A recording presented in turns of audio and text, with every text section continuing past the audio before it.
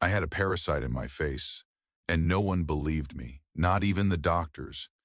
She came home from Morocco with a swollen lip, and within weeks, her life was unraveling, misdiagnosed, ignored, until a surgeon made a cut and pulled out a living creature. This isn't a horror story. This is real, and it's just the beginning. From the edge of death to becoming the voice for countless invisible patients around the world, this story will take you through fear, fight, and the power of being seen. If you want to hear the full journey, hit that subscribe button and turn on notifications. You won't want to miss what happens next. In the subdued, spring-tinged halls of Brighton Falls Memorial Hospital, a single overhead lamp shone on the covered form of Elizabeth Libby Carmichael. Hope and dread wavered in the air like distant thunder. Bright spring sunlight filtered through the tall, mullioned window of Dr. Nathan Whitaker's small examination room, illuminating motes of dust that floated in the calming stillness. Libby Carmichael lay reclined on the examination table, her face half concealed by bandages and restrained by anxiety. A soft blanket of gauze covered her lower lip. For 6 months, that lip had transformed into a cottage of pain and mystery.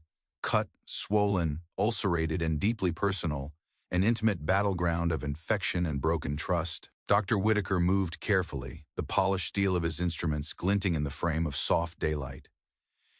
Keen eyes reflected both a professional's intense focus and a personal mission, driven by haunting memories. He had lost someone he loved to a misdiagnosed tropical illness, an event that had consumed him with remorse, propelled him to specialize in rare skin and mucocutaneous disorders, and had brought him here to a woman in far greater peril than public health settings would often permit.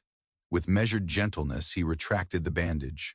Despite the antibiotics and antifungal creams that had teased partial healing, the wound beneath remained raw, ragged, auto-destructive. He examined it first casually, then leaned closer, straining his sharp gaze into the fine tissue. In the blink of an eye, the peace of the morning dissolved into something darker.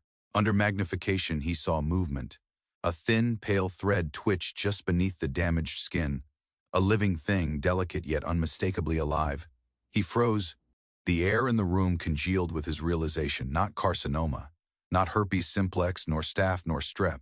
Something else, something alive and invasive. In that silence broken only by the whisper of Dr. Whitaker's breathing, Libby's eyes opened wide.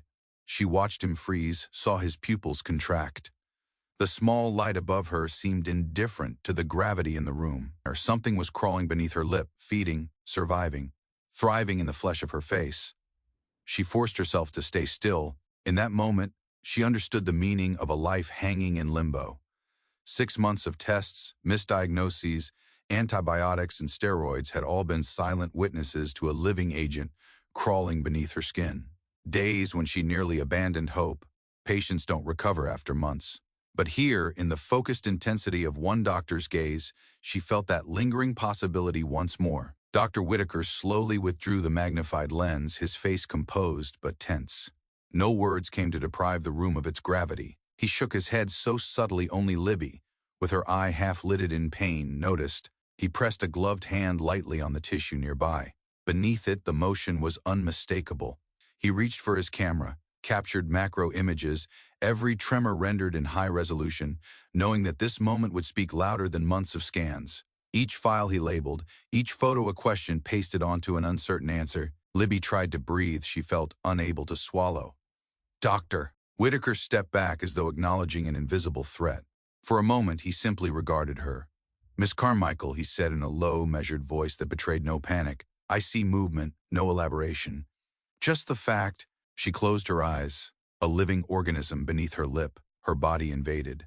A story spiraled in her mind: Morocco, remote desert villages, sandflies, the bites she had dismissed, trading small discomfort for stunning shots, the assignment she accepted to stabilize her finances, to be the mother she felt Sophia needed. And Mason Sullivan, the cinematographer who had joined her that evening at the stone ledge, his quiet smile at sunset. Had she missed something in his eyes too? A tremble passed through her body that had nothing to do with pain. Dr. Whitaker cleared his throat. Ever professional, ever present. "2 possibilities," he said. 1, we're dealing with an unusual parasitic infection. 2, I need a biopsy immediately. And I won't wait for a routine schedule. He turned to his assistant outside, prep the biopsy tray, and notify infectious disease. The assistant nodded. They both vanished quietly, leaving the door gently clicking shut. Alone, Libby felt the weight of every step she had walked since that tiny sandfly landed on her lip. 6 months of shifting narratives. No one could tell her what she had. Until now. This was the tipping point. Personal reminders. The tightness in her chest as she remembered Sophia's pale face, the whispers between neighbors. And at the center, the invasive sensation still lingering beneath her lip. A parasite breathing against her skin. She swallowed the memories. Remembered Morocco, the swirl of sand at her boots, the glowing desert sunsets she had captured that night on a remote rock ledge, the grin of Hassan guiding her to the final shot. That same night, Mason had joked about the sandflies, but she had slapped some repellent on and brushed them off. She'd attributed the first tiny bump to dehydration or a stray cold sore. Had every bite belonged to him? She let the thought hang for a breath. Compassion overcame her fear. She thought of Sophia, 8, inquisitive, fair-haired, who called her mom even when she couldn't smile, who once asked quietly if her mother was dying. That question had crashed into her heart like an avalanche. And now this. She would not wait for an uncertain end. If something was alive inside her, she would fight it. Today, the biopsy tray clinked in the corridor. The assistant knocked. Libby nodded. The doctor slipped on new gloves. He leaned in for the biopsy with deft precision, his steady hand commanding trust. Driven by the tick of his professional and personal clock, he worked swiftly yet tenderly. Libby felt a pinch, then dull pressure. The shard of tissue yielded to his extraction. He paused. Beneath his gloved fingertip, he felt it, something viscous. He extracted a fragment of tissue and placed it in a sterile vial. A strand of pale material drifted into the container, floating in preservation fluid. No words. A shared glance. He sealed the vial into a biohazard tube. This is it. He keyed his phone, or get this to Tropical Medical at Johns Hopkins, stat. As he met her eyes, she understood. A living thing, something science and humanity feared. Lurking where she once laughed in sunsets, she lay back, exhaling, her gaze drifting to the window where a single blackbird perched on a swaying branch. Everything changes now. And as the hospital room drifted to quiet again, she felt it. A fragile, flickering ember of hope. An ember strong enough to ignite her fight for survival. She had found the truth. Now, she would begin her battle. Brighton Falls was the kind of place that clung to tradition like ivy on brick. Tucked into the rolling hills of New England, its streets bore names passed down through colonial inheritance: Maple Lane, Hawthorne Circle, and the proudly cobblestone Carmichael Avenue. Though Libby often wondered if that shared name was coincidence or the echo of a great someone whose presence still stirred dust in the local archives. The town moved slowly. Its rhythms were measured by seasonal church potlucks, 4th of July parades that wound past the same row of weather-beaten shops, and the comforting repetition of Sunday paper deliveries. Victorian homes with wraparound porches stood like sentinels over sidewalks lined with geraniums and political signs that rarely changed, no matter the season or outcome. There was safety in the sameness, comfort in knowing your neighbor's dog's name, or who would bring lemon bars to the school fundraiser. But for someone like Libby Carmichael, that familiarity had once felt suffocating. Before Morocco, before the doctor's chair, and long before the parasite that now lurked beneath her skin, Brighton Falls had been the place she ran from, not toward. Still, when the dust of divorce had settled, and the need for stability outweighed the hunger for distant lands, she had returned. Not for herself, for Sophia. She remembered clearly the day she signed the lease on the modest saltbox-style house at the edge of town. The real estate agent had gushed about the view of the woods and the quiet neighborhood, but Libby hadn't been listening. Her eyes had been fixed on Sophia's small frame, pressed against the car window, watching the school bus go by. This is where children grew up, with backyard swing sets, not layovers, where science fairs mattered more than photo spreads. Libby had told herself the move was temporary just until Sophia found her footing, just until the finances straightened out, just until she figured out how to be both a parent and an adventurer without tearing herself apart. But months became years. And Brighton Falls, quiet, quaint, and oddly magnetic, wrapped its vines of routine around her life once again. The townspeople had never quite known what to make of her. To them, Libby was both familiar and foreign. A native daughter who had traded casseroles for camera lenses, who returned with stories of mountaintop monasteries and desert tribes that sounded more like National Geographic than PTA meeting chatter. They admired her bravery, or so they said in the checkout line at Bradley's Market. But she could feel their uncertainty in the pause before they asked how she was. Their kindness often came seasoned with curiosity, well-meaning, if not a little misplaced. And then there were the whispers. Whispers about her being reckless when she missed the school open house to photograph a village wedding in Sri Lanka. Whispers about her being too bold when she spoke at the library about deforestation in the Amazon. They didn't say these things with malice, necessarily, but Brighton Falls was a town that believed in neat boundaries, and Libby had never fit inside one. She often wondered how much of that had rubbed off on Sophia. The child had inherited her mother's red hair and her father's analytical mind, a fierce blend of emotion and reason that made her both delightful and difficult to parent. Sophia didn't always understand why her mother had to leave, but she understood what it meant when the refrigerator was full. Again, when the mortgage got paid. When the notebooks filled with distant images finally turned into magazine spreads and checks that cleared. Libby thought often about the sacrifice embedded in each of those photos. The moments missed, the hugs postponed, the stories unread at bedtime. She had chosen a life less ordinary, but in doing so, she had become a mother torn in two directions. Brighton Falls reminded her of that every day. Each porch she passed on her morning walks whispered of permanence, of people who had chosen to build a life in one place and stay there, through PTA meetings and retirement parties and snowstorms that blanketed the streets in familiar stillness. Libby admired them, in a distant anthropological kind of way. She had lived a dozen lifetimes in a dozen countries, but nothing had ever grounded her quite like the weight of her daughter's quiet disappointment when she returned from yet another trip. It was that look, the one Sophia gave her after Morocco, when the sore on her lip began to spread, that undid her. Not the doctor's shrugs, not the creeping pain, but the way her daughter's eyes followed her movements, searching for clues she couldn't find in a textbook. That silent fear, that need. Brighton Falls had a way of seeing everything, even when you didn't want to be seen. And now, as she stood on the brink of a diagnosis that carried more questions than answers, Libby wondered if the town's quiet streets and open porches might offer something she hadn't dared to believe in before. A place not just to return to, but to fight for. There were three of them once. A family, unpolished but whole, held together by the peculiar gravity of love that had been just strong enough to resist the centrifugal pull of their differences. For a while, Sophia Carmichael had been born on a damp spring evening, under the bloom of the cherry trees behind the old hospital annex. Libby still remembered the weight of her daughter in her arms for the first time, a bundle of red curls and barely formed promises. She remembered James's eyes glassy with awe as he had traced their daughter's tiny fingers and called her miraculous. That was before the divides, before science and adventure each pulled in opposite directions, stretching the bond between her and James into silence. Sophia had always been the bridge. In the quiet spaces between Libby's travels and James's research deadlines, they had found joy in her laughter, solace in her wonder. But children grow, and bridges can buckle under the weight of unspoken resentment. 2 years after the divorce, Sophia had changed. The light still flickered in her eyes, but it was softer now, dimmer somehow. She spent hours buried in science books, memorizing the Latin names of microbes and sketching them with startling detail in the margins of her notebooks. Libby had once found her daughter up past midnight, constructing a microscope from recycled plastic lenses and parts of an old flashlight.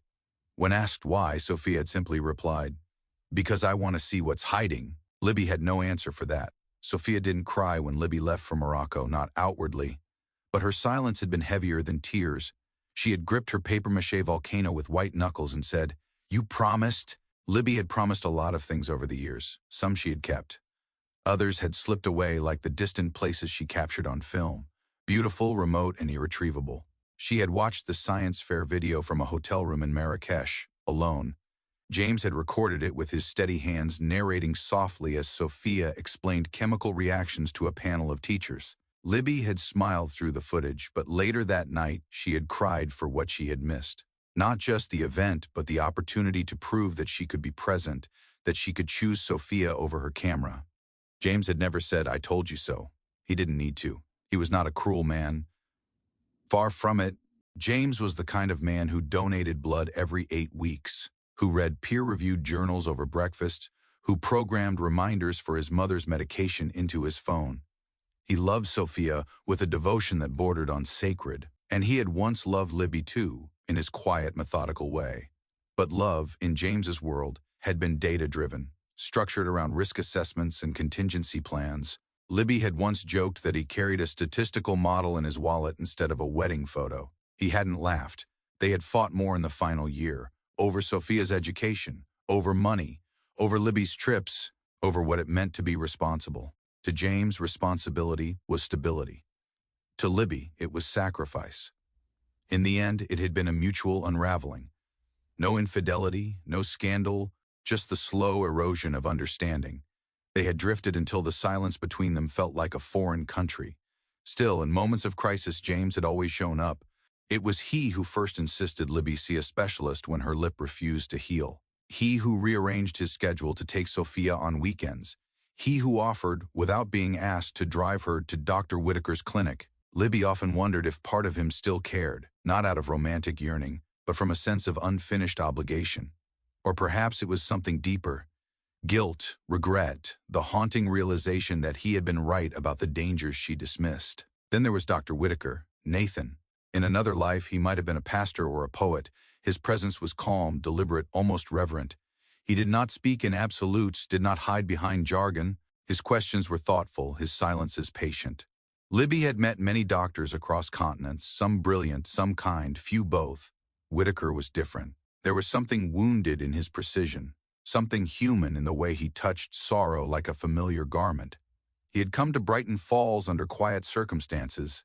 The town knew little about him beyond the clean lines of his practice and the soft-spoken receptionist who treated every patient like kin. But Libby had sensed early on that his pursuit of rare diagnoses was not academic, it was personal. When he spoke of parasites, of skin that rebelled, of pathogens that slipped through cracks in global systems, he did.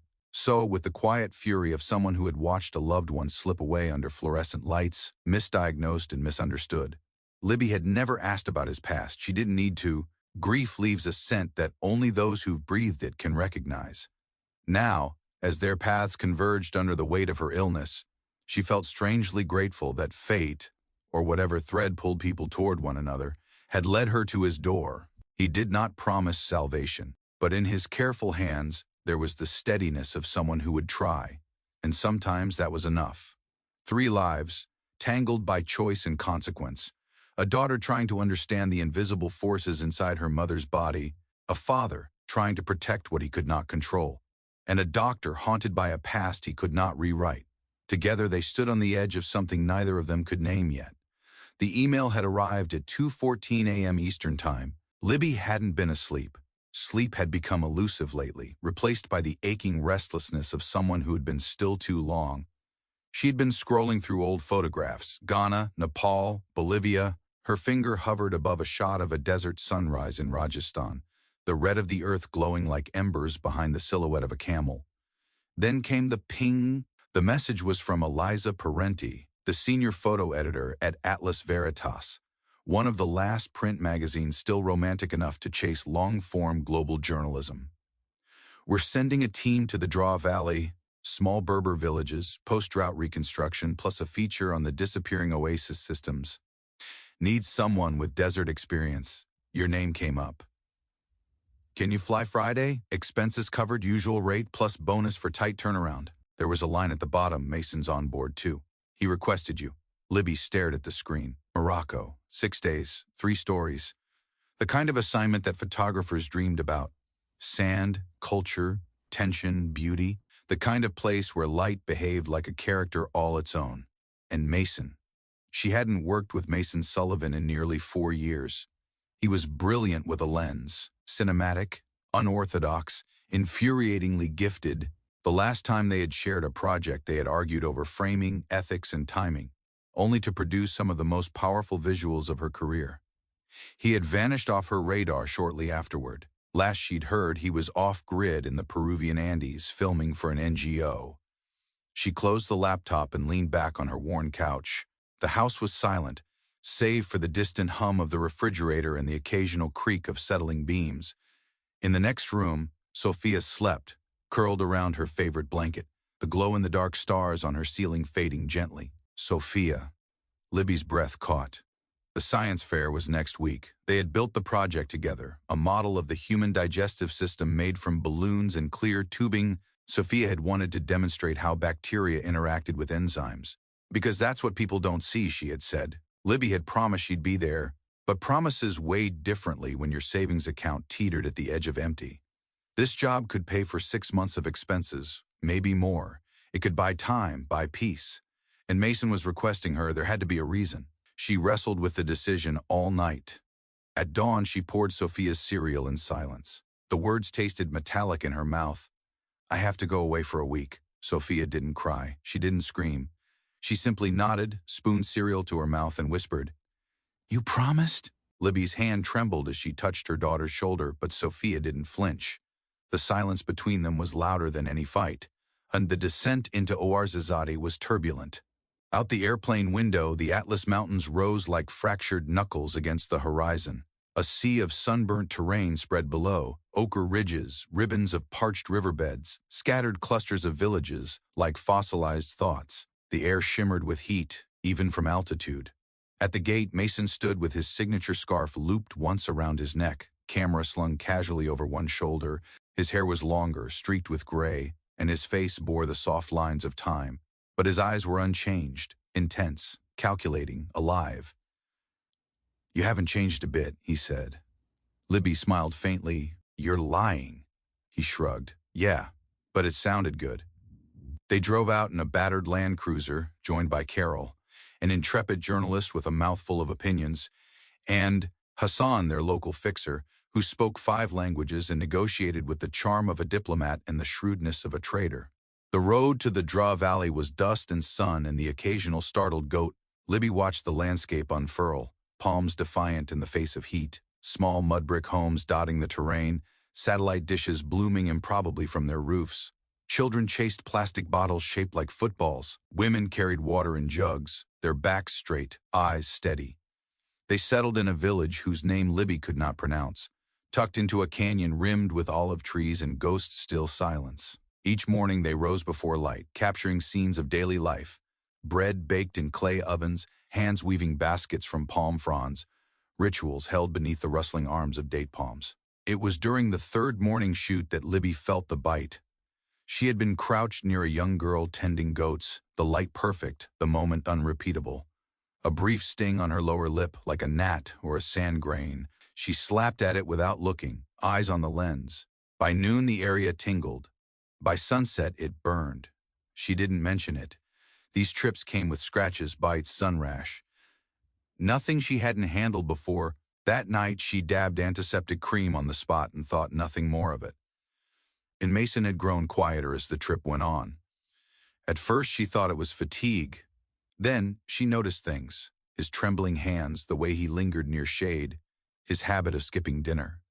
His complexion, usually tanned, had turned sallow. On the 5th day, she found him hunched over the sink in the shared bathhouse, sweating despite the cool night air. You okay? He waved her off. Altitude, dehydration, nothing new, but the way he avoided her eyes said otherwise. That night, Libby dreamed of buzzing, low, insistent, vibrating just under her skin. When she awoke, the sore on her lip was slightly swollen. She applied more ointment, ignored the quiet panic. Their final day was spent hiking to an abandoned kasbah perched on a cliff. The views were spectacular, the kind of raw desolation editors loved. But Mason barely filmed. He sat, camera by his side, staring into the distance like he was trying to remember something he'd forgotten decades ago. On the plane ride back, Libby slept fitfully. Her dreams were filled with sandstorms, with teeth falling out, with something wriggling beneath her skin. Back home, Sophia's hug was hesitant but warm.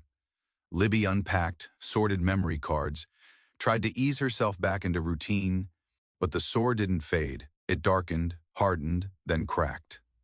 She went to urgent care. They prescribed ointment, then a dermatologist, then a dentist, then an oral surgeon. Tests came back inconclusive. Biopsies said inflammation. Infections were ruled out. Cancer was whispered, then dismissed. Weeks passed. The sore spread. Mason didn't reply to her emails. It wasn't until she searched his name online, desperate for contact, that she found the obituary. Mason Sullivan, 42, passed away quietly at his Brooklyn apartment. Cause of death, complications from a rare parasitic illness, under investigation by infectious disease specialists. Libby dropped the phone, and in that moment, before the horror truly bloomed, before the weight of what lived beneath her skin revealed itself, she remembered that morning in Morocco, the bite, the way Mason had touched his own lips when he thought no one was looking. She remembered the moment he had requested her by name, and the chill that bloomed in her chest had nothing to do with climate. It began with a name. Not the right one, but one that seemed safe enough to utter. Contact dermatitis. The dermatologist had said it without much concern, his white coat as crisp as the smile he offered when he handed her a prescription for a steroid cream. It's common, he assured her, his voice fading into the background hum of the clinic's fluorescent lights. Stress can exacerbate it. Try to rest. Libby had nodded, the way patients are trained to nod, even when something in their gut rings dissonant. She held the tube of ointment like a fragile promise, walked back to her car, and stared at her reflection in the rearview mirror. The sore on her lip was no longer just a blemish. It had bloomed, inflamed and raw, a lesion that pulsed with a quiet defiance. Over the next weeks, the names kept changing. Angular cheilitis, herpes simplex, impetigo, autoimmune ulcer. Each new term came with its own prescription, its own temporary hope. She swallowed pills that left her nauseated, applied creams that stung like betrayal, rinsed with antiseptics so strong they numbed her tongue. None of it mattered. The sore deepened, cracked, bled. Then, as if gaining confidence, it spread. Libby began to avoid mirrors. Each morning she brushed her teeth without looking up. She applied makeup with instinct instead of sight. When she spoke to Sophia, she angled her face away, pretending it was the light, the room, the mood. But children see what adults try to hide. Sophia stopped asking what it was. She stopped making jokes. She started watching her mother as if she were a science experiment, detached, observing, as though understanding the patterns of pain might help her brace for the next one. At first, Libby had still tried to maintain a routine, school drop-offs, groceries, emails to editors, none of which were returned. But slowly, her world shrank. The neighbors she once waved to crossed the street before saying hello. The pharmacist handed her medication with latex gloves and averted eyes. At a parent meeting, another mother placed a tissue over the shared clipboard before handing it to her. They thought it was contagious, or worse, unclean. The isolation was not sudden. It crept in, stealthy and polite. Friends became busy, invitations stopped arriving. Conversations ended quickly, eyes flicking unconsciously to her mouth, then away. The few who still spoke did so with forced brightness, the kind reserved for funerals and hospital waiting rooms. Libby tried not to blame them. She understood fear, but understanding didn't make the loneliness easier. At night, when the house quieted, she listened to the sound of her own breathing. Sometimes it rasped, dry from the medications. Sometimes it hitched, caught between pain and panic. The sore had begun to itch beneath the surface, a maddening sensation that made her imagine movement. She dismissed it as paranoia, until it wasn't. One morning, as she dabbed a cold compress against the sore, she felt a flicker, like a thread being tugged from inside. She jerked back. The sensation was gone, but the imprint lingered, etched into the quiet part of her mind where fear lived. She went to another doctor, then another. By the fifth visit, even she had begun to doubt her sanity. They offered anxiety medication, suggested counseling, smiled gently when she mentioned Morocco. One specialist even suggested it was psychosomatic. "You've had a difficult year," he said, tapping notes into his tablet. "Sometimes the body manifests what the mind cannot voice." Libby thanked him, walked to the parking lot, and screamed into the hollow of her steering wheel. She had traveled through war zones, documented famines, stood knee-deep in floodwaters, and captured stories that tore at the fabric of her own sense of safety. She had always come back with answers. She had always come back. Now her own body was a question mark, and no one seemed willing to read it. She withdrew, stopped calling friends, stopped checking emails. The camera gathered dust on her desk. She took Sophia to school with sunglasses and a scarf wrapped high. At night, she turned her face to the wall when they read together. Sophia never complained, but one evening, as Libby turned out the light, the child whispered into the dark, "Are you dying?" The words cleaved her in two, not because she had no answer, but because the question had come not with panic, but resignation. Her daughter was preparing for a version of reality in which her mother simply ceased to be. Libby sat on the edge of the bed long after Sophia had drifted into sleep. Her fingers rested lightly against the sore. It throbbed, radiating through her jaw into the root of her teeth. The names they gave her no longer mattered. They had all been wrong, and in that quiet, aching moment, Libby understood something chilling. If she didn't find the right name herself, she might not survive long enough for anyone else to. There came a point where Libby stopped correcting people when they said she looked tired. She simply nodded, allowing the words to pass over her like wind through dead leaves. Tired no longer described the hollow ache that clung to her ribs, the gray fog that pressed against her mind, the slow dissolution of self. Pain had a way of making the world shrink. She moved through her days like a shadow, present but dimmed. Each task, from brushing her teeth to folding laundry, required negotiation with her body. The sore on her lip had grown, now a livid mark that seemed to pulse with its own will. The skin around it was taut and bruised, tender to the lightest touch. Smiling was impossible, speaking hurt. Eating had become a battle. She wore scarves in the summer, sunglasses indoors. She avoided phone calls, stopped answering the door. Her world narrowed to the walls of her house, the corners of Sophia's bedroom, the sterile white of doctors' offices that offered nothing but shrugs. And always that feeling beneath her skin, a crawling, writhing sensation, subtle at first, then more insistent, like something alive was tunneling through her tissues. There were moments she swore she felt it shift when she turned her head. She imagined it coiling inside her jaw, wrapping around her nerves, learning the shape of her. She stopped mentioning it to doctors. The last one had looked at her the way one looks at a wounded animal too far gone. He had offered antidepressants and a referral to a specialist in psychosomatic disorders. "I believe your pain is real," he had said, "but I also believe it might not be pathological." She had left without taking the prescription. Back home, Sophia kept to her room more and more. She no longer asked Libby to read stories. She read them herself, curled beneath a blanket like a small survivor. At dinner, she ate quickly and excused herself. Libby couldn't blame her. Who wants to look at something that doesn't make sense? That grows uglier by the day. One night, Libby walked into the bathroom and caught her daughter praying. It startled her. Sophia wasn't religious. Neither of them were. But there she was, hands pressed together, whispering something to the tiles. Libby didn't interrupt. She backed out of the room silently, her chest tight. She didn't ask what the prayer was. She already knew. The collapse wasn't dramatic. It came like water rising in a dark room, inch by inch, until one day you're gasping and don't know how deep you've sunk. Libby stopped emailing editors. She stopped submitting invoices. Her bank account hovered just above the red. Bills piled on the corner of the kitchen counter. Her camera gathered dust. Her sense of self, so long tied to movement, creation, risk, drained from her like ink and rain. She considered writing her will. That thought scared her, not because of death, but because of the peace it brought.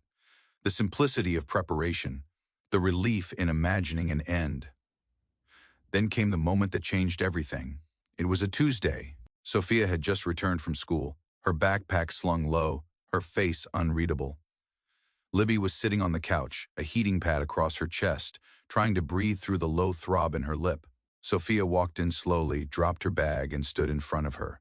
"When will it go away?" she asked. Libby blinked. "What, sweetheart?" Sophia's eyes darkened. "The thing on your face, the thing that made you different." Libby opened her mouth, then closed it. She wanted to say it was temporary. She wanted to say she was getting better. But lies had weight, and she was already carrying too much. "I don't know," she whispered. Sophia sat beside her. Her small fingers reached out, almost touched the sore, then pulled back. "Are you going to die?" The question didn't come with fear. It came with exhaustion, with the quiet expectation of loss. Libby couldn't breathe. She pulled her daughter close and held her tightly, as if proximity could erase probability. "No," she said. "Not if I can help it." That night, after Sophia fell asleep, Libby opened her laptop for the first time in weeks. She didn't check her inbox. She didn't read the news. She searched. Tropical ulcers, parasites in North Africa, cutaneous lesions after sandfly bite, leishmaniasis, protozoan parasites, mucosal involvement. The results flooded her screen, clinical terms, images that mirrored her own condition far too precisely. She read long into the night, absorbing medical papers, travel blogs, NGO health alerts. There were stories, scattered but clear, of people who had suffered similar symptoms after trips to the Middle East, Africa, South America, and then, a name she didn't recognize but couldn't ignore, Dr. Nathan Whitaker, tropical medicine, mucocutaneous infections, a small clinic not far from Brighton Falls, a reputation for rare cases. She found his email buried in the footer of a research article. It was nearly 4 a.m. when she composed the message. Short, direct, desperate. Dear Dr. Whitaker, my name is Libby Carmichael. I believe I may be suffering from a rare parasitic infection acquired during a photography assignment in Morocco. I've seen 12 doctors in 6 months. No one has found the cause. I'm attaching photos. If there's any chance you can help me, I'll come whenever you say. Thank you. LC. She hesitated before clicking send, as if releasing it would make the situation more real. Then she hit the button and waited. She didn't sleep. She didn't move. At 6:17 a.m., a reply arrived. Come in tomorrow, 9 a.m., NW. Libby stared at the screen, and for the first time in months, something stirred in her that resembled hope. The clinic was tucked into the edge of town, modest in appearance, almost forgettable from the outside. Pale clapboard siding, a single hanging sign that read, Whitaker Medical, no parking lot, just a gravel pull-off beneath a leaning maple tree. But as Libby stepped through the door, the quiet hum inside felt different from every waiting room she'd sat in before. There were no pharmaceutical posters, no glossy magazines. The walls were lined with books, real books, on tropical medicine, parasitology, and infectious diseases. Photographs hung between them, riverbanks in Bangladesh, a rainforest clinic in Suriname, a malnourished child with bandages around her jawline. There was a story here. Not of commerce, but of obsession. The receptionist offered a warm nod, no clipboard, no insurance forms. He's ready for you, she said gently, as if Libby had arrived for a reckoning, not an appointment. Dr. Nathan Whitaker stood at the center of a room lit by sunlight filtered through heavy curtains.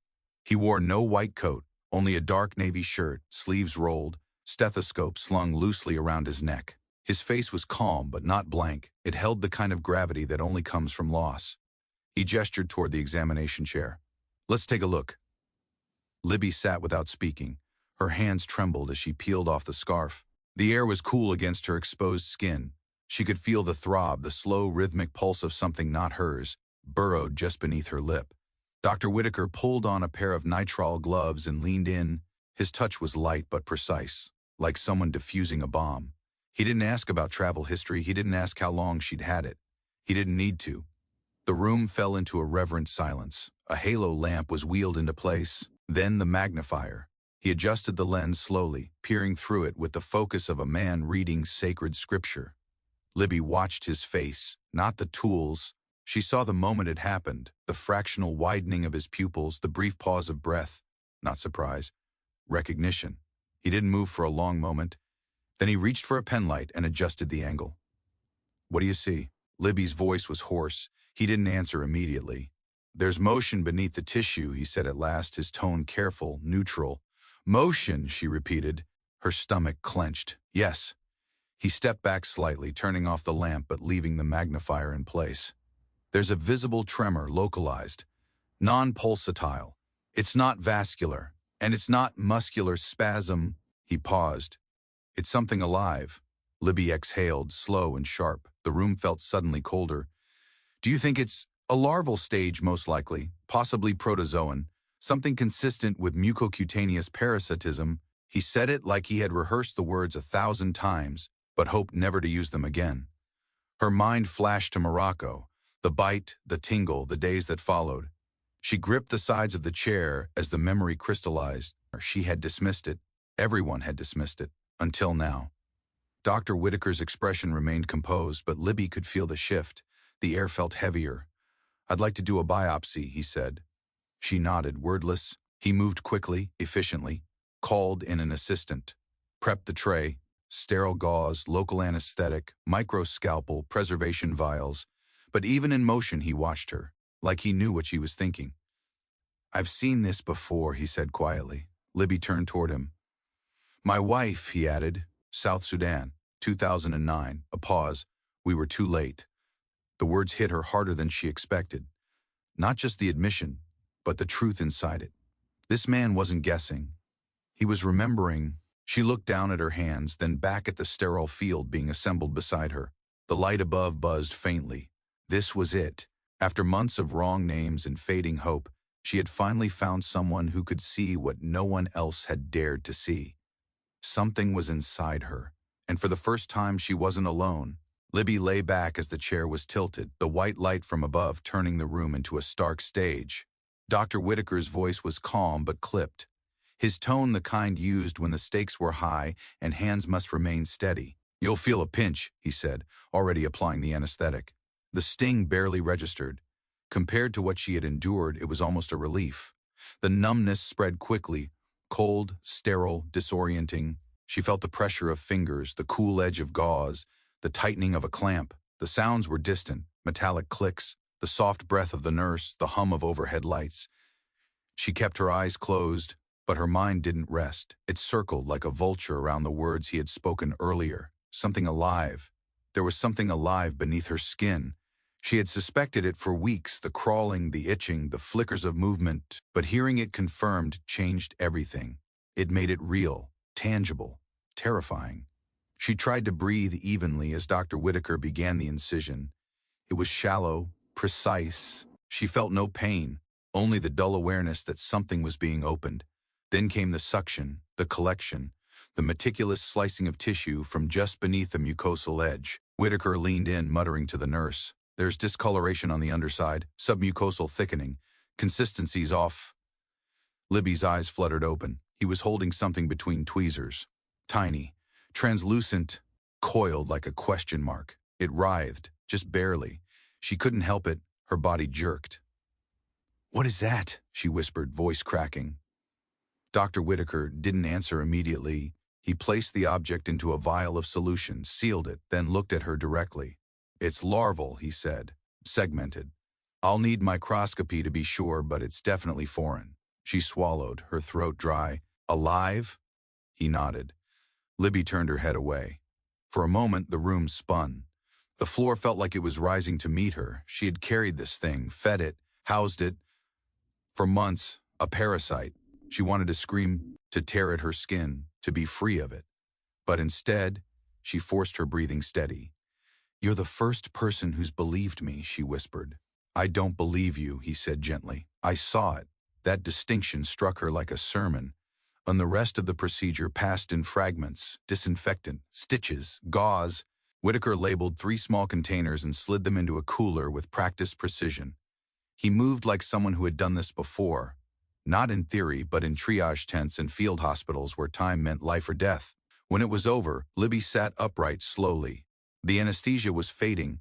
A throb began to build at the site, dull but present, like a memory resurfacing from beneath the waves. Whitaker pulled off his gloves. He didn't offer platitudes. He didn't say you're going to be okay. Instead, he handed her a bottle of antibiotic rinse and a typed instruction sheet. "Someone from the lab will contact me within 48 hours. If it's what I think it is, we'll move quickly. You'll need antiparasitic treatment, possibly intravenous."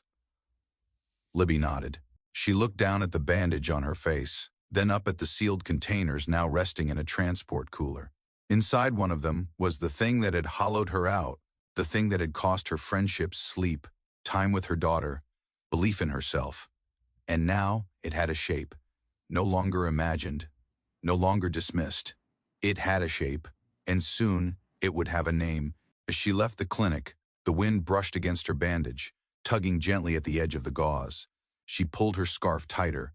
The sunlight was blinding, but for the first time in months, she didn't shrink from it. She walked toward her car with steady steps, the cooler air crisp against her skin, the weight in her chest slowly shifting. She was not healed, but she was no longer invisible. The cell in Libby's pocket vibrated, waking her from a fugue-like state. The sun slanted through the window. The house was quiet. She'd been sitting at the kitchen table for hours, tracing the jagged edges of the covered dish of paperwork she hadn't opened. The cooler from the clinic sat at her feet, unopened, as if by not accessing its contents, she might prolong hope a little longer. She swiped the screen. Dr. Whitaker. Lab results, the message was brief. Results are in. Impt. Call me a sap, her pulse quickened. She dialed. He answered on the second ring. Libby? Hi, her voice sounded distant. It's confirmed, he said quietly. Your biopsy shows Leishmania brasiliensis, mucocutaneous leishmaniasis. The world shifted. Every mistake, every dismissal, every moment she lived with doubt erupted in her mind. She let the news wash over her, terrifying in its clarity, yet oddly grounding. Okay, she whispered, though she didn't know what that meant anymore. He spoke calmly, painting the portrait of an invisible enemy, a protozoan parasite, he explained, transmitted by sandfly bites in tropical regions. The species, brasiliensis, was associated not only with skin lesions, but with progressive destruction of mucous tissues if untreated. It was rare in the U.S., a diagnosis many doctors never encountered. The disease breeds neglect, he said. The parasite can linger, hide in tissues, then escalate. Healing is possible, but requires aggressive treatment, amphotericin B or antimony compounds. Rides through bureaucracy, side effects, and time. Libby tried to take notes, but her mind kept focusing on certain phrases: irreversible disfigurement, risk to airway, IV treatment, organ toxicity, experimental protocols. In the background, she could smell her own antiseptic rinse. She breathed in and out slowly. When he described the treatment plan, intravenous amphotericin B administered in hospital, followed by weeks of monitoring, she felt both terrified and relieved. Terrified that this was indeed a parasitic infection, that it had gone untreated for so long, that the treatment would be grueling and might leave scars, and relieved that at last she had answers, a name, a path forward. The uncertainty that had plagued her months was ending, though in exchange for a battle she wasn't sure she was ready for. He gave her time to form questions, asked about her comfort, her support system, any past allergies or conditions. She answered carefully. He ended the call with reassurance. We'll start treatment next week. I'll arrange admission and insurance. You're not alone in this. She held her phone against her chest long after the call ended. Sophia came bounding in, backpack slung casually over her shoulder. Mom, I got an A on my science project. The words hung in the air, fragile and bright. Libby smiled, eyes distant. That's amazing, sweetheart. She sank beside her daughter, hugged her tightly. Mom, you're quiet. Her daughter's voice toneless, tender. It's okay, Libby whispered. I'm just processing. Sophia nodded, then reached forward, pulling her mother's face gently. Her touch lingered at the bandaged lip. Are you scared? She murmured. Libby closed her eyes. Yes, she admitted. That honesty traversed the space between them. Sophia leaned in, resting her head on Libby's shoulder. In that moment, mother and daughter were no longer patient and caretaker. They were humans together, sharing fear. After dinner, James joined them. He brought printed lab results, hospital forms, notes. This is the standard amphotericin regimen, he said softly. We'll need to prep your liver, do weekly blood tests. He looked at Libby. Hurt echoed in his gaze. She's not alone, Sophia whispered. James nodded. We'll do it together. The next few days were consumed by preparation. Insurance pre-approval, blood draws, medical clearances. The clinic became their headquarters. Buying nutritional supplements, stocking up on anti-nausea meds, researching intravenous pumps and infusion suites. Libby realized she hadn't cried until she sat in the pharmacy, plastic bags in her lap, overwhelmed by the decisions ahead. When her eyes welled, Sophia tapped her hand. Mom, you're going to be okay. She stared at her daughter's determined face. It's going to be hard, Libby said. I'll help. That was the ring of commitment. Unsentimental but deep. Later, James and Libby spoke privately. She watched him trace the chart of potential complications: kidney strain, chills, fever, organ risks. This is the toughest drug we have, he said, voice steady. But it's also the most effective. Libby nodded. He added softly, I'll stay with you. She closed her eyes, felt her heart swell with gratitude and fear. On the morning of admission, she awoke before the alarm. Light streamed pale across the sheets. She rose slowly, put on the scarf and sunglasses again despite no one watching. She packed a small bag, photo of Sophia, notebooks, water, snacks. Each item signaled defiance. I will emerge. I will photograph again. I will rewrite this narrative. James drove her to the hospital. They walked the sterile corridors side by side, shoulders touching. They entered the infusion suite. Nurse welcomed them by name. No awkward silence, no fear in eyes. When the 4-line went in, Libby clenched James's hand and closed her eyes. The saline drip felt like ice creeping down her arm. She inhaled, felt the weight of months, the missed deadlines, the doctor's dismissals, the whispers, the fear, and beneath all of it, the resolve to fight back. Within hours, chills came, uncontrollable shaking, warm blankets, tea, the hum of the pump. The nurse monitored vitals. Libby lay back. The infusion was slow over several hours to minimize reactions. The drug was strong, so was her will. She closed her eyes and pictured desert cliffs, Moroccan sunsets, Sophia's butterfly drawings. She pictured her daughter waiting. She pictured the world beyond illness. Her body trembled, but her mind found clarity. They would win this. The battle had begun. The infusion suite was quiet when Libby walked in, the hum of the saline pumps mingling with the dull scent of antiseptic. The nurse greeted her by name, her smile professional yet gentle. Libby sat on the narrow bed, her hand already trembling, not from fear alone, but from anticipation of what she'd undergone. James was beside her in an instant, placing a steadying hand on her shoulder. He didn't speak. He didn't need to. His presence was a promise. Sophia hovered just outside the curtain, clutching a drawing she'd made, a bright butterfly etched in crayon, its wings hopeful and large.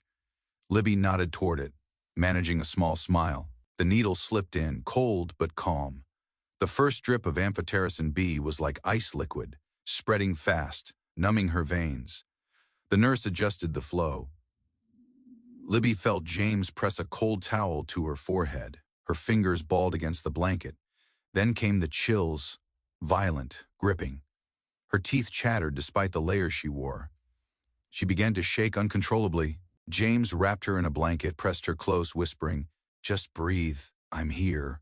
Each breath was a battle. The room spun. Nausea followed swiftly, sharp and unwavering. She sat up.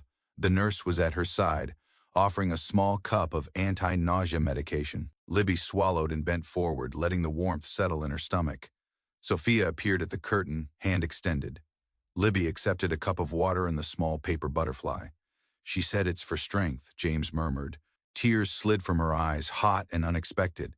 Strength felt foreign in a body so broken. The infusion continued. A fever set in, flushed heat rising in waves, followed by tremors and drenching sweats. The nurse monitored vitals, writing notes, adjusting blankets. James stood by, silent sentinel.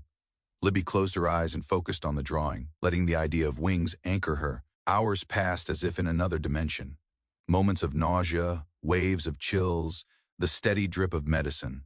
Libby felt estranged from her own body, each change in temperature, each ache a reminder that the drug was working at a microscopic level. She was being burned from within. At one point she slept, half-conscious, drifting in and out. In her dreams, she saw sand dunes and the Moroccan sunset. She heard Mason's distant voice, a whisper of betrayal and warning. Then she saw Sophia's small face in the sand, offering the butterfly. When she woke, the chills had subsided, but the sweat remained, slick and sticky. The infusion had ended. The nurse disconnected the line, leaving Libby weak, hollowed. She took shaky steps as the blanket was removed. James helped her to the car, wrapping her in a coat. She pressed her cheek against the cool glass, watching her reflection. Pale, drawn, marked by fatigue and medicine. At home, Sophia waited with soup and soft blankets. She sat beside her mother, tracing the edge of the blanket. "You're brave," she said softly. Libby swallowed the first spoonful. It burned, but carried more comfort than any words. James brought socks and a glass of water, hovering quietly. They made it to the bedroom together. James tucked her in. He brushed a strand of hair behind her ear and said, "You're going to make it. Not if, when." The word when carried promise. Alone in the dark, Libby lay still. The physical ordeal had been brutal, a test she hadn't expected to survive. But beneath the ache, beneath the fever, she felt something else awakening. A current of determination fueled by her daughter's faith and her partner's guardianship. She allowed herself to rest. Tomorrow would bring more drips and more tests, more body tremors and mind battles. But she would wake, she would continue. The ordeal had begun. And Libby Carmichael, once defined by her lens and wanderlust, found a new definition emerging.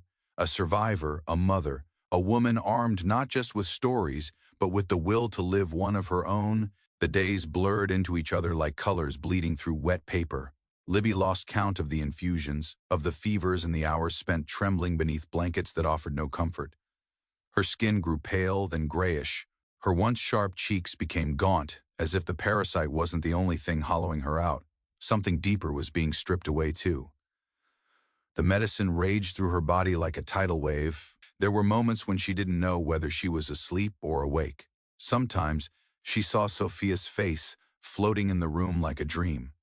Sometimes she was certain she was still in Morocco, surrounded by dry air and orange light. But most often she was caught somewhere in between, drenched in sweat, bones aching, the taste of metal in her mouth. James stayed close, always a step behind her, as if guarding her from shadows. He kept the lights dim, the room cool, the edges of her world gentle. He rarely spoke unless she asked, but when he did, his voice had the weight of stone and the softness of cloth. Sophia moved more quietly than before, like a child who understood that the house had become a kind of sacred, fragile space. She brought drawings, dozens of them, butterflies mostly, some perched on flowers, some in mid-flight. She taped them on the bedroom wall, forming a kind of shrine. Libby looked at them in moments of clarity, letting her eyes trace the patterns until the room stopped spinning. Then came the night she fell. It was just past midnight. She'd woken from a fever dream, stomach twisting. She stood up too fast, too confident that her body could still support her. The bathroom tiles were cold under her feet. She barely made it to the sink before the world tipped sideways. She didn't cry out. There wasn't time. Her knees buckled. Her forehead struck the tile with a muted crack. The air fled her lungs, and then silence. She didn't black out entirely, not at first. She was aware of the cold floor against her cheek, a thin trickle of blood, her breath shallow and ragged. Somewhere far away she heard James calling her name, the sound thick with panic. Then the darkness came, but it wasn't empty. She saw sand, golden, endless dunes, the sun low and red on the horizon. She stood in the middle of it, barefoot, her camera slung across her chest, and in front of her stood a little girl, not Sophia, but someone like her, eyes full of knowing. The child reached forward and placed something in Libby's hand, a butterfly made of paper, delicate and blue. "You're not done," the child said. When Libby came to, James was holding her, his hands shaking. Blood was smeared across her brow, the bathroom light flickering overhead. Sophia stood behind him, wide-eyed, a blanket clutched to her chest. Libby's throat was dry. Her lips cracked.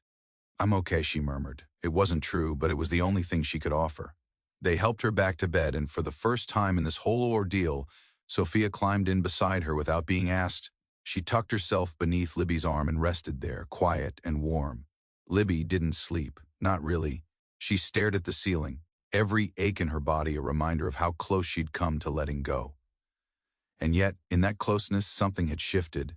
She had felt it, the choice, to disappear or to stay, and something inside her, something stubborn and primal, had chosen to stay.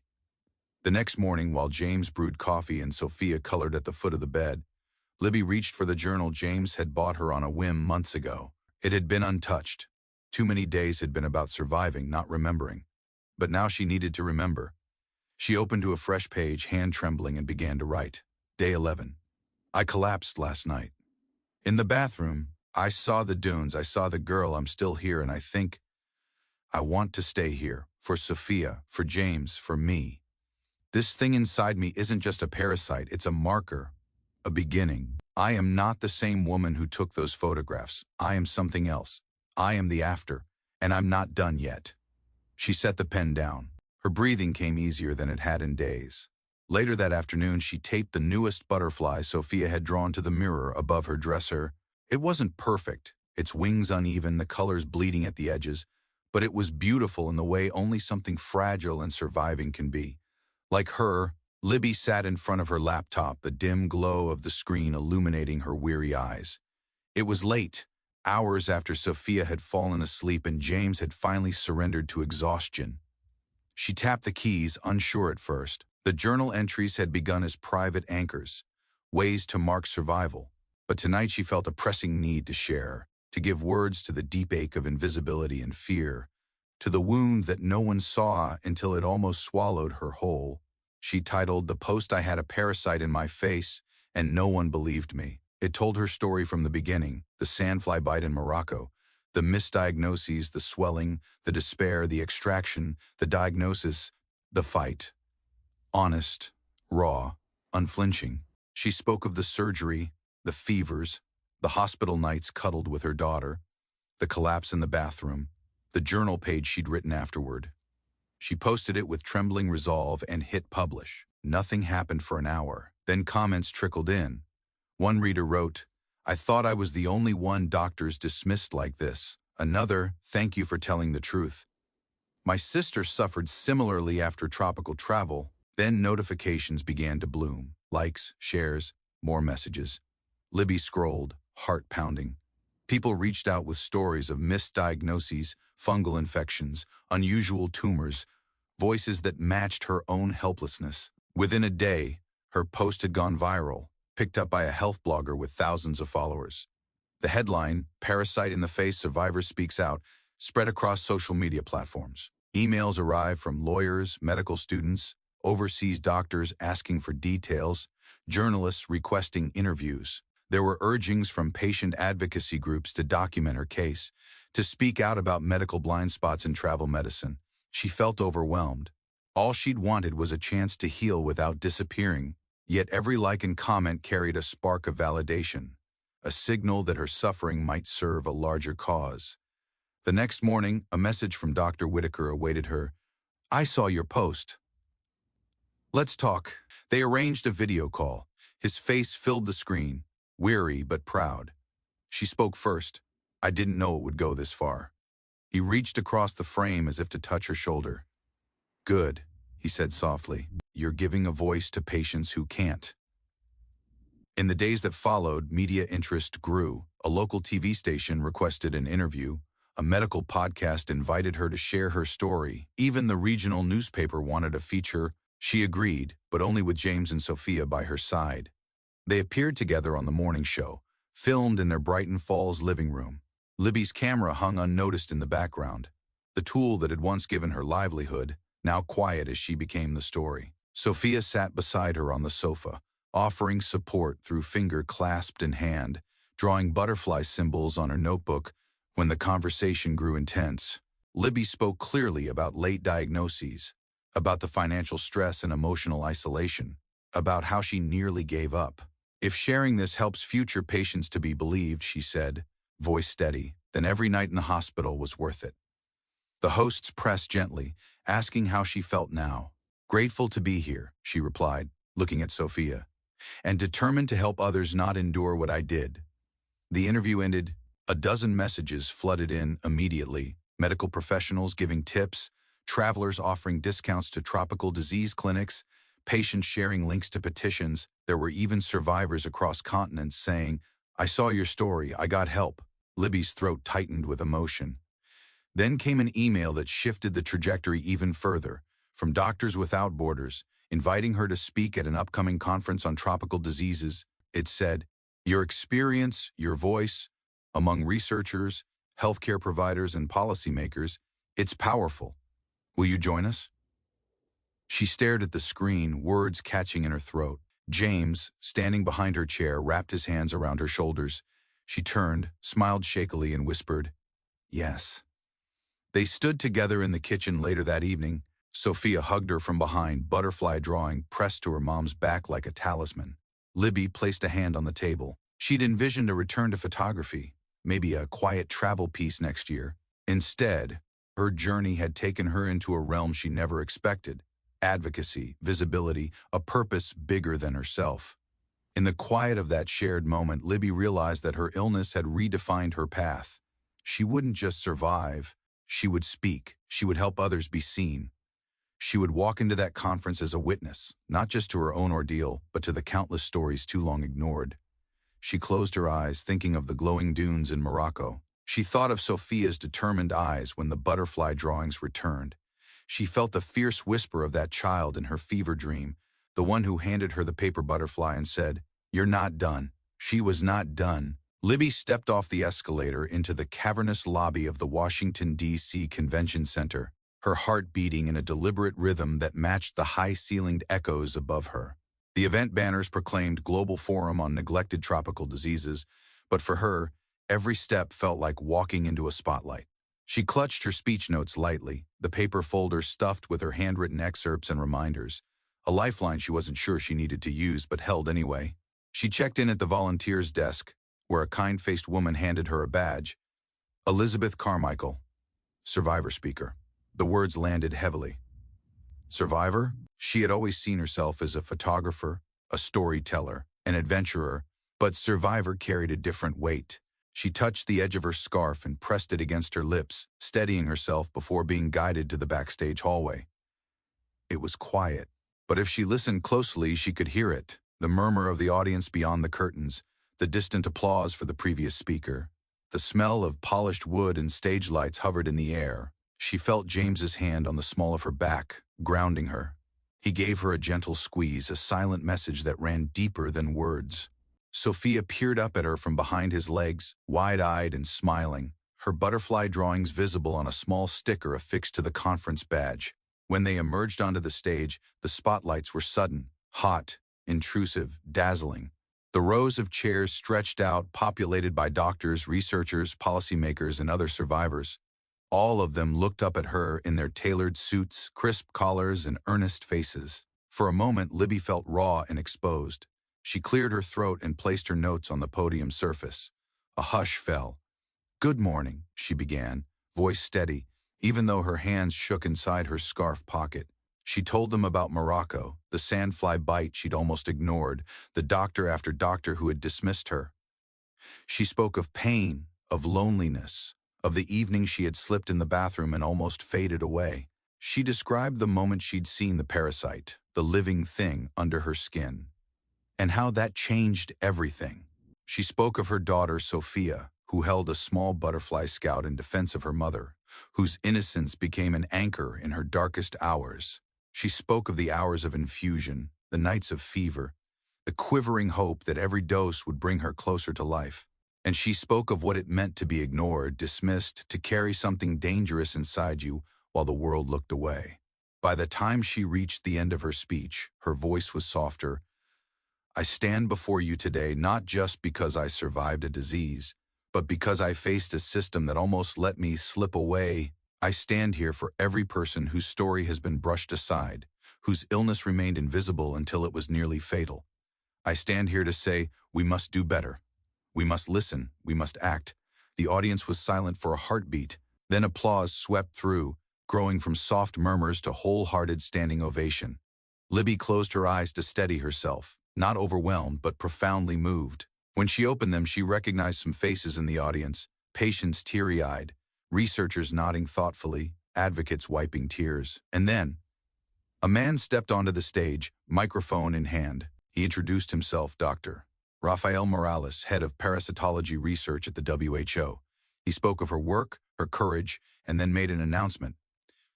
"Miss Carmichael's case is emblematic. We've reviewed her medical data, her biopsy results, and her live testimony.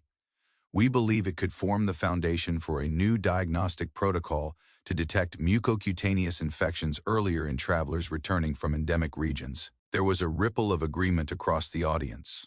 Dr. Morales continued, "Her documentation, her digital journal, her photographs, her advocacy will be integrated into a pilot study funded jointly by WHO and several universities. Ms. Carmichael has agreed to serve as a patient advisor. Her lived experience and her voice will help shape how we train clinicians globally to recognize diseases like hers." She blinked back a wave of emotion, honored, humbled, overwhelmed. James turned to her, eyes shining. Sophia pressed forward, her small frame radiant in the spotlight. The little girl had been bigger than any of them had imagined. Afterwards, Libby found herself in a back corridor surrounded by questions and praise. Reporters, advocates, doctors, all wanted moments of her time. Many wanted to know how they could help. One researcher approached with a proposal, an imaging project tracking her recovery, then comparing tissue samples across patients to test a rapid detection test. She said yes. In the quiet that came later, she and James walked outside into the afternoon sun on the plaza. The roar of DC traffic surrounded them, but they felt small yet infinite in a shared hush. "That was incredible," James said gently. Libby exhaled. "It felt like more than me," she said. Like maybe this mattered more than anything I ever photographed. He kissed her temple. It does. Sophia bounded up then, holding small bookmark cards she'd made, hand-colored butterflies printed with the words, "Listen, believe, act." She handed one to Libby, one to James, and when Libby looked at her, she saw every step they'd taken, every late night, every tear, every small triumph. Later, in their DC hotel room, Libby lay awake as James slept. The day's adrenaline had faded, but storylines continued in her mind. She thought of returning home to Brighton Falls, of what awaited, travel articles on neglected diseases, speaking engagements, deeper advocacy work. The butterfly card rested on the nightstand. She reached out, touched it lightly, and thought of the ancient Egyptian symbol of transformation, of wings lifting burdens into hopes. Change could begin small and quiet, but grow wide and unstoppable. She closed her eyes, breathing slowly. Somewhere in her chest, her heart beat again, not just as a sign of survival, but of purpose. The sun felt different upon returning to Brighton Falls. It was late afternoon when Libby stepped onto her front porch. Her eyes closed as she breathed in the scent of lilacs and freshly cut grass. A gentle contrast to the sterile conference rooms she'd left behind. The porch felt unchanged, yet everything inside her had transformed. She reached out, running a hand along the weathered banister as if it were a lifeline back to a simpler version of herself, before parasites, infusions, and conference panels defined her identity. James and Sophia emerged from the house. Sophia raced forward, arms outstretched, her laughter small and airy. Libby let herself be swept into the embrace, her scarf slipping to reveal the faint scar along her lip. She felt an instant warmth, acceptance, solidarity, shared triumph. James stood behind Sophia, his eyes soft with pride and relief. In that moment, she recognized just how fragile everything truly was and how resilient they all had become. Inside, the house smelled of cinnamon and bread. Sophia had helped James bake apple muffins, setting them out on the kitchen table before they left for the airport. Libby saw the half-empty bowl and the scattered liners. It struck her tenderly. Life didn't stop because sickness hit, it just shifted. And here they were, rediscovering its rhythms again. That evening, James and Libby unpacked so quietly you'd think they were moving back in. The television hummed softly, but neither dared speak much. Their shared silence was a testament to everything they'd been through: the fevers, the collapse, the conference stage, the butterflies taped to walls. Each memory fell into place inside the empty spaces of a house that felt brand new and achingly familiar. They ate the muffins together, crumbs trailing across the table, and it was enough. Over the following days, the ache in Libby's muscles began to recede. She felt more stable, though her right cheek and mouth still carried subtle asymmetry. One morning, she sat at the kitchen table with a mug of tea and ran her fingers along the old leather strap of her Nikon. It had been untouched since the day everything changed. Her heart raced as she lifted it, and its weight in her hands felt like a homecoming. She stepped outside into the backyard where the elm trees cast soft patterns across the lawn. The camera felt alive, humming with the promise of stories yet untold. She raised it slowly, framing a shot of James kneeling beside Sophia as they arranged her butterfly drawings in a patch of sunlight. He held one large flower in his hand. She planted it in the dirt. Libby pressed the shutter. In that split second, she captured them, father and daughter, collaborating on a symbol of rebirth under gentle light. A wound and a window intertwined, her disease and her recovery framed in one priceless frame. When she reviewed the image later, her breath caught. It would become the cover photo of her new series, After the Fight, portraits of survival and renewal. She showed it to James over dinner. "It's just us," she said softly. He gazed at the screen, then at her wounded smile. "It's real, and it's beautiful." Within a week, Libby had begun reaching out to others. She scouted survivors from her online platform, those who'd shared similar stories: cancer, rare infections, autoimmune diseases that were misdiagnosed or dismissed at first. She invited them to Brighton Falls for portrait sessions to build her series. The town buzzed with curiosity when a tone, earlier doubtful, shifted to one of support. Neighbors offered guest rooms, local bakers volunteered treats, and new listeners grew eager. The first session was with Maria, a school teacher who had battled late-stage Lyme disease. Libby arrived at her house with camera in tow.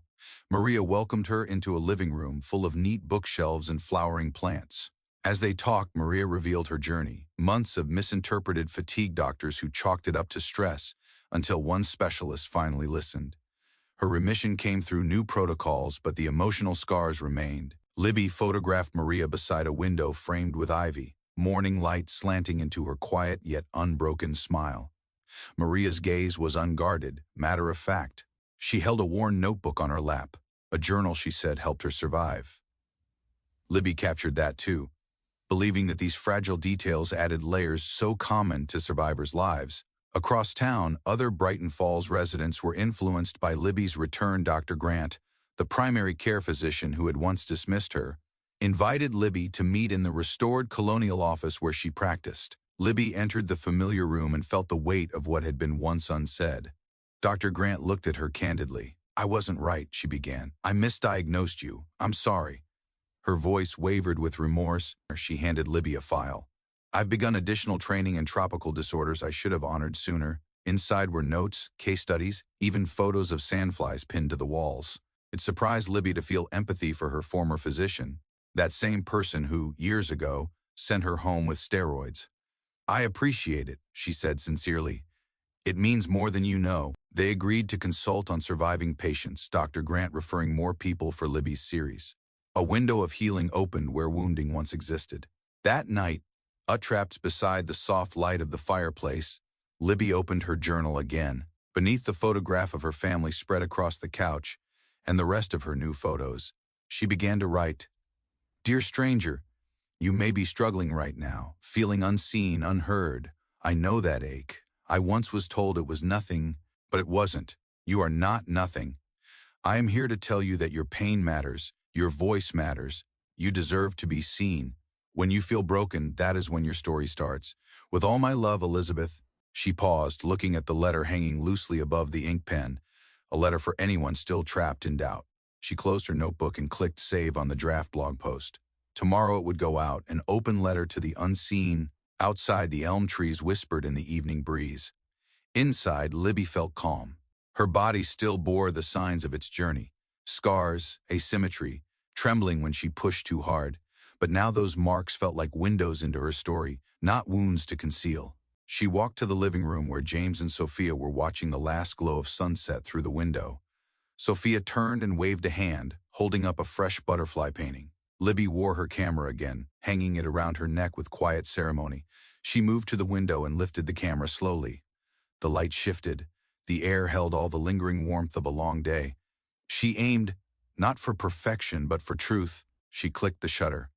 A photograph of light and love, of wounds and windows. The invitation arrived one crisp autumn morning, tucked beneath a thick stack of mail, a simple envelope embossed with the emblem of the World Health Organization. It was short. "We would be honored if you would join the Patient Voices Initiative to share your insights globally." For a moment, Libby held the envelope close to her heart, feeling both weight and resolution. James watched her reaction as she reread the lines, breathing quietly with an internal shift. They stood in their reading nook, the golden afternoon sun streaming across butterfly prints beside the window. Sophia played nearby, sorting through seashells and smooth stones she'd brought from earlier field trips. Libby placed her hand on James's arm. "They want us to help make this global," she said, voice steady. She looked down at Sophia, who had paused to watch too, curiosity shining in her eyes. Soon, Libby found herself stepping onto a plane bound for Kenya. Her first trip beyond the United States since Morocco, but this time with purpose, not adventure. She became part of a rotating team of advocates, meeting patients in research centers, teaching hospitals in remote villages. Each place was a window into experiences both separate and shared. Her first stop was Nairobi, where she visited a clinic specializing in leishmaniasis and other tropical diseases. The air was humid and open, the clinic courtyard alive with flowering acacias. She met Dr. Patel, a compassionate physician who introduced her to patients in recovery, wounds healed, smiles cautious, but resilience shining. Libby sketched their silhouettes through her lens, a mix of grace and fragility, survival and vulnerability. But it was the trip north, into the arid borderlands near the Somali frontier, that would redefine everything. There, she encountered families who had lived with chronic lesions for years, without medical means or access. They often traveled days to reach the next mobile clinic. She photographed a mother gently cleaning her daughter's face with a clean rag, tears held steady behind courtesy. Sophia texted heart emojis and dandelion stickers from home. "Go, Mama!" Libby sat in the dusty clinic room, reviewing images and typing reports, pausing only to breathe over each portrait she'd taken. She wrote stories with captions, names changed to protect identities, but voices preserved. From Kenya, she traveled to Guatemala. The landscape shifted from sun-scorched brush to lush hills. She arrived at a small rural town where families huddled around a classroom converted to a clinic. The story that stopped her heart belonged to a 7-year-old girl, Maribel, with advanced mucocutaneous leishmaniasis, untreated for months and deteriorating. Her face was swollen. Her father held her trembling hand as Libby knelt to photograph them. Maribel's mother watched from a stool, tears prickling but her chin lifted. Libby spoke softly, "Hi, sweetheart. You're so brave." She snapped the shot, compassion and fragility merging through the lens. Then she realized this was no longer just a portrait, it was a call to action. That evening, Libby drafted an emotional appeal to her global followers and philanthropic contacts she'd made at conferences. She penned the story of Maribel in glowing detail, subbed a small selection of the photos, and added, "Your help could save her life." It went out at midnight. Within hours, donations started to trickle in.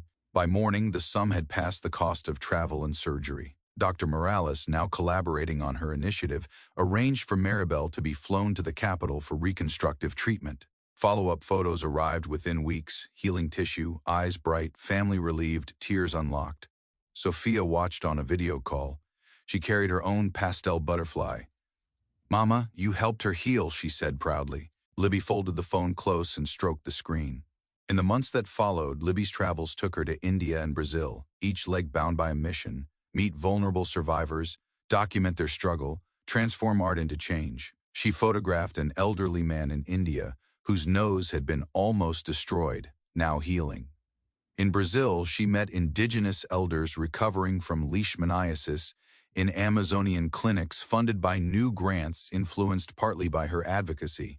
Through all this, she kept the butterflies with her, drawings from Sophia scattered in her notebook, taped to hotel mirror frames, carried like talismans of resilience. In New York at another conference, Libby was invited onto a stage not only as a survivor, but as the initiative's patient advisor. She projected her photos behind her: Maribel, the smiling Indian elder, the Brazilian grandmother along a riverbank. She spoke softly but firmly. "These faces are not statistics, they are people. Parents, grandparents, children. If we fail to see them, the disease wins." Applause rose again, this time filled with a global hope. Doctors who had returned to Kenya knowing what to look for, donors pledging funds for treatment centers, patients who finally believed they mattered. At home, Brighton Falls felt smaller after so many miles, and yet it welcomed her warmly. She completed her photo series after the fight and organized an exhibit in the local gallery. The opening reception brought tears and hugs. Maria, the Lyme survivor, students, neighbors, even Dr. Grant wore a proud smile. The walls displayed lives defined by what remained after trauma, wounds now windows of wisdom. Months later, when the exhibit closed, Sophia held Libby's hand. The little girl had spent the evening reading captions to visitors, knowing each story. She looked up at Libby. "You took care of them." Libby's hand squeezed hers. "We did." She realized then that the legacy she wanted was broader than any byline or photograph. It was the ripple of compassionate action. Small images that sparked big changes, survivors who spoke their truth and were heard, communities that learned to see the unseen. That night, she tucked Sophia into bed. The girl drifted off holding her butterfly plush toy. Libby watched her daughter's breathing, the soft flutters of her eyelashes. Then she looked at a small notebook on the bedside, a working title. She saw the invisible. She placed a hand on it, whispering, "That's you, Soph." Outside, the elm trees shivered in the dark breeze. Inside, Libby felt a legacy coalescing, a quiet, persistent force built by wounds and windows, photography and truth, one life and many more. The early morning sunlight filtered through the curtains of the guest room turned studio, illuminating a quiet chaos of photo prints, notebooks, and tape-marked pages. Libby sat at the long wooden table, poring over the countless portraits she and Sophia had chosen, for she saw the invisible. The book, her legacy, was coming to life page by page. Sophia flitted between stacks of photos, holding up one print after another. She paused over a candid shot of Maribel's healed face, crowned by her mother's gentle hands. "Mom, this one." Her voice was soft but insistent. Add a quote from her father. He said her voice returned when we could talk without hiding anymore. Libby nodded, warm and slightly unnerved by how much the 7-year-old seemed to understand about the story they were constructing. Behind them, a wall of butterfly drawings, gifts, and reminders fluttered in the morning breeze. Libby leaned over, tousling Sophia's hair. Perfect. Over the next week, Libby and Sophia worked in tandem. Libby selected their cover image, James kneeling with Sophia in the sunlight, and arranged the photo captions, weaving in stories of pain, resilience, dignity, and recovery. She wrote her foreword about travel, illness, and the power of a camera to give voice to the unseen. Sophia contributed a chapter called Butterfly Letters, handwritten notes to each subject in the book, offered in pastel colors and childlike cursive. "Dear Maria, you are beautiful," began one. "Dear Maribel, you are stronger than you know." These simple messages brought fresh emotion to each spread. Libby realized something essential. This book was not just about her survival, it was about shared humanity. It was a gift from someone who had lost much, yet gained even more in awareness. Release day arrived with crisp autumn light. The small gallery on Main Street had been transformed. Framed photos lined the walls, and tables displayed copies of She Saw the Invisible, open to notable spreads. The healed faces, the windows of light, the unsung heroes met along the way.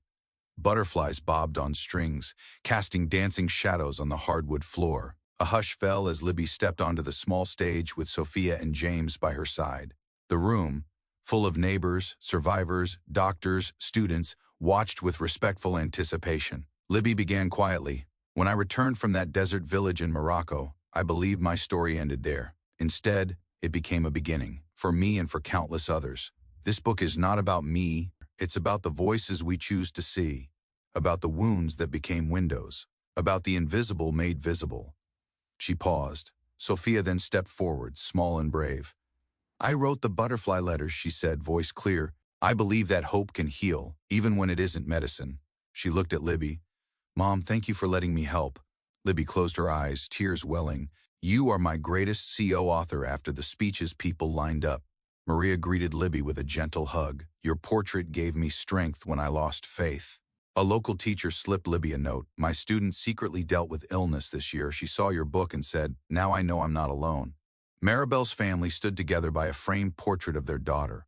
Her mother showed them photos from her phone, surgical updates, healed skin, new school uniforms. They hugged Libby hard. Dr. Grant returned to the gallery, offering a warm apology and an embrace. She spoke quietly. "Thank you for teaching us how to see." The room felt electric with shared tears and laughter. It was more than a launch. It was a reckoning. That evening, after the crowd dispersed, Libby and James sat on the sidewalk steps outside the gallery under string lights. They held hands, worn but resolute. "I want to bring photography workshops to youth in clinics, teaching them to document their own stories before a doctor dismisses them," Libby said. "To help them see that their suffering matters." James kissed her palm. "You're building something that outlives us." Sophia climbed into Libby's lap, clutching her own bookmark. "Listen, believe, act." Later that night at home, Libby sat at her desk, haloed by the desk lamp. She rifled through a stack of letters, notes from readers, survivors she'd never met. Near the top lay a thin envelope from Sophia, sealed with purple butterfly stickers. She opened it gently. Inside was Sophia's handwritten dedication, carefully printed, "For the woman who saw what no one else dared to see, thank you for teaching me to look."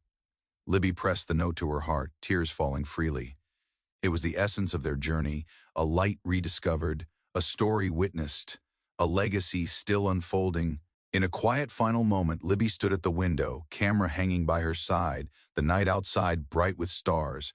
Her own reflection merged with the butterflies taped behind her, symbols of wound and transformation. Ahead of her lay new travels, mentorships, advocacy, and education.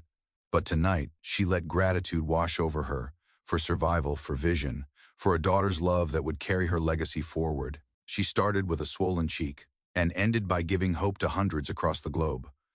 Once dismissed, now a voice that speaks for the unseen. Once afraid, now the face of resilience. If this story moved you, if it made you think differently about pain, truth, or what it means to survive, don't forget to like this video and subscribe to the channel. Because the next story might just be the one you've been waiting for.